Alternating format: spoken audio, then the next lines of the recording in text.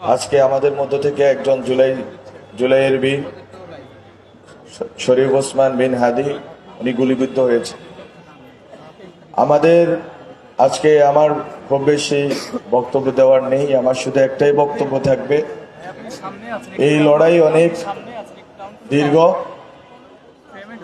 এই লড়াইয়ের জন্য আমরা প্রথম দিকে বলেছিলাম যে মুজিববাদ এর মূলোৎপাটন করতে হবে, কিন্তু মুজিববাদের শেকড় এমন গভীরে প্রথিত বাংলাদেশে যে একে কালচারালি, ইন্টেলেকচুয়ালি, পলিটিক্যালি সকল অর্থেই মোকাবেলা করার যে শক্তি সামর্থ্য, এই শক্তি সামর্থ্য অর্জনের চেষ্টা অথবা লড়াইয়ের দিকে এগোনোর চেষ্টা আমরা খুব কমই দেখেছি। এই ইনকিলাব কালচারাল সেন্টার একটা উদ্যোগ, এর বাইরে আমরা খুব কমই উদ্যোগ দেখেছি। আমি অনেক বড় উৎসাহমূলক বক্তব্য দিতে পারবো না, আমি শুধু কয়েকটা নিজেদের আত্মসমালোচনা করেই 1-2 মিনিটে শেষ করি। আজকে সাংস্কৃতিক লড়াই, আজকে মুজিববাদ বিরোধী লড়াই, সেই ক্ষেত্রে আমরা অনেক পিছিয়ে আছি। আমরা পিছিয়ে আছি কেন? এটার কারণ হচ্ছে আমাদের সাংস্কৃতিক লড়াইয়ের যেই ডিমার্কেশন লাইন, সেই লাইনে আমরা কোনো কাজ করতে পারিনি। আজকে বাঙালি জাতীয়তাবাদের ভিতর দিয়ে 4 মূলনীতির ভিত্তিতে, 72-এর সংবিধানের ভিত্তিতে যেই মুজিববাদ প্রতিষ্ঠা হয়েছে, যে মুজিববাদের মধ্য দিয়ে হাজার হাজার মানুষের লাশ ফেলা হয়েছে এই স্বাধীন বাংলাদেশে, এবং ভারতীয় আধিপত্যবাদকে বজায় রাখার জন্য এখানে কালচারাল অ্যাক্টিভিস্টদের থেকে শুরু করে, এখানের বুদ্ধিজীবীদের থেকে শুরু করে, শিক্ষকদের থেকে শুরু করে আইন অঙ্গনের লোকদেরকে সবাইকে কবজা করে ফেলা হয়েছে।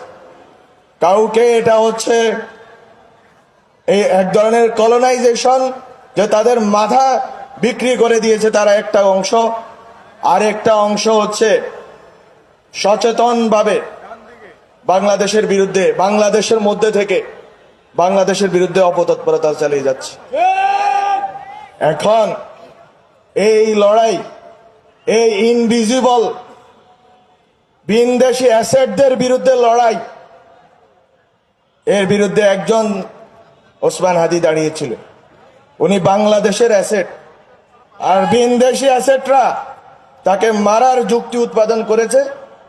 তাকে যখন মারা হয়েছে তখন সবগুলো নীরব বসে রয়েছে, কোনো রা নেই, কোনো কথা নেই, সবাই নাটক করতেছে আমাদের সাথে।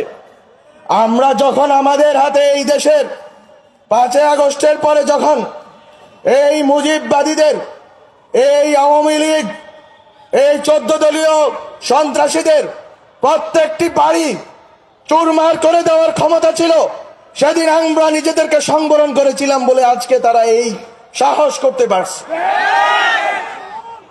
আমরা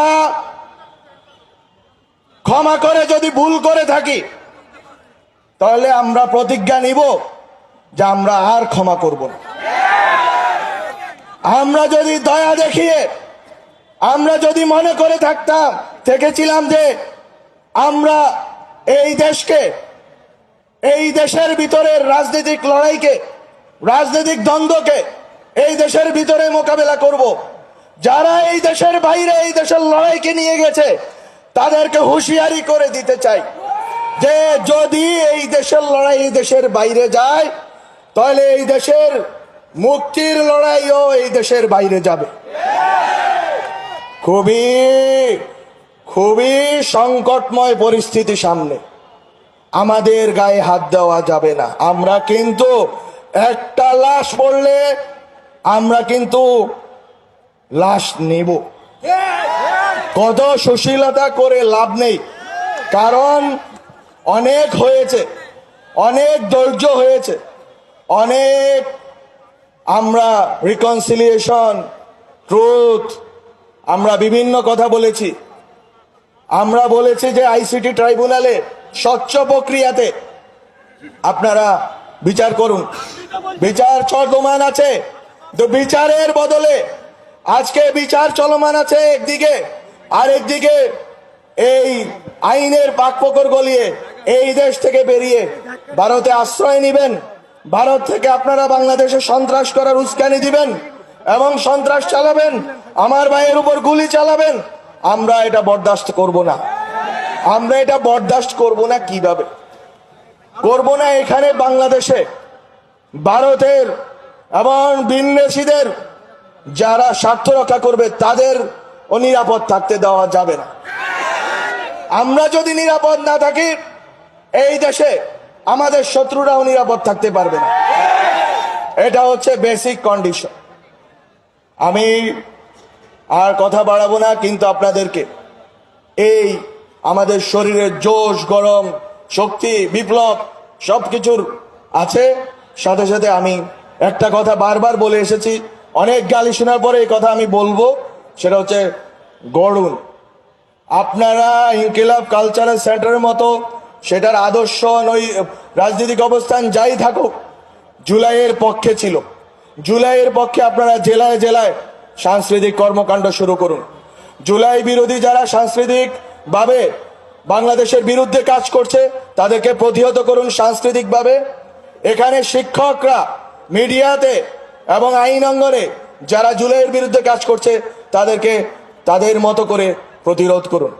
এবং জুলাইয়ের শক্তি যদি কনস্ট্রাকটিভলি, গঠনমূলকভাবে শক্তিশালী হয়ে ওঠে, তাহলে ভিতরকার যেই লড়াই এবং চারপাশ থেকে যে লড়াই ঘিরে ধরেছে সব লড়াইকে আমরা মোকাবেলা করতে পারবো।